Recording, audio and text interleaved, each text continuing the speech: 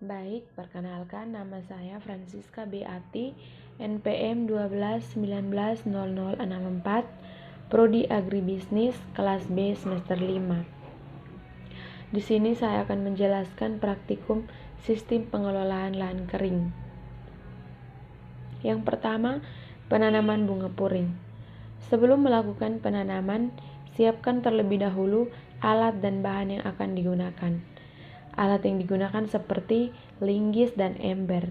Linggis digunakan untuk menggali lubang, sedangkan ember digunakan untuk menyiram tanaman. Bahan yang digunakan yaitu bunga puring, kompos, dan tanah hitam. Cara kerja: gali lubang berukuran 40 x 40 cm. Kemudian masukkan tanah dan pupuk kompos, campur hingga merata. Selanjutnya, pisahkan bunga puring dari polybag atau pot, lalu ditanam pada lubang yang sudah diisi dengan campuran tanah dan pupuk kompos. Setelah itu, ditimbun dengan tanah kemudian disiram. Yang kedua, pembuatan mol menggunakan air beras. Langkah pertama, siapkan alat dan bahan. Alat yang digunakan yaitu ember, botol bekas, dan sendok. Bahan yang digunakan yaitu 2 liter cucian air beras dan gula pasir 60 gram. Selanjutnya, kedua bahan tersebut dicampur dalam wadah atau ember hingga merata gulanya terlarut. Setelah itu, dituang ke botol bekas dan ditutup rapat, diinkubasi selama 2 minggu sampai timbulnya jamur pada permukaan mol beras. Disaring, lalu siap diaplikasikan ke tanaman. Yang ketiga, pembuatan biocar sekam padi.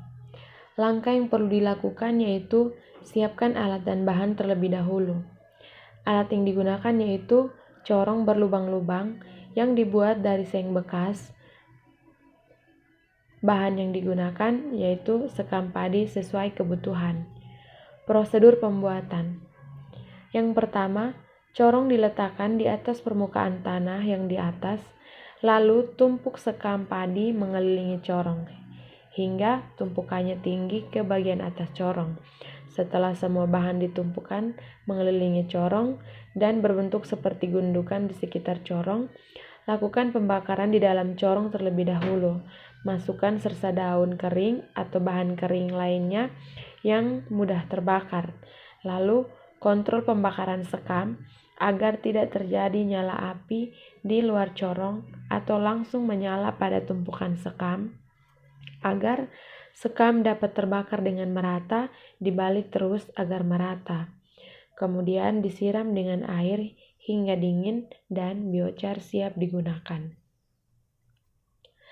Yang keempat, pembuatan kompos. Langkah pertama yaitu siapkan alat dan bahan. Alat yang digunakan yaitu terpal atau karung, sekop, dan ember. Bahan utama yang digunakan yaitu seperti pupuk kandang atau cirit sapi, cincangan dedaunan, dan arang sekam. Prosedur pembuatan: daun gamal yang sudah dicincang halus, kemudian dicampurkan dengan cirit sapi dan arang sekam sampai merata, lalu disiram dengan mol air beras yang sudah diinkubasi, kemudian ditutup rapat menggunakan terpal. Selanjutnya dibalik dalam jangka waktu 1 minggu 3 kali agar proses penguraiannya merata dan cepat matang. Setelah 2 minggu, pupuk kompos yang sudah terurai matang siap diaplikasikan.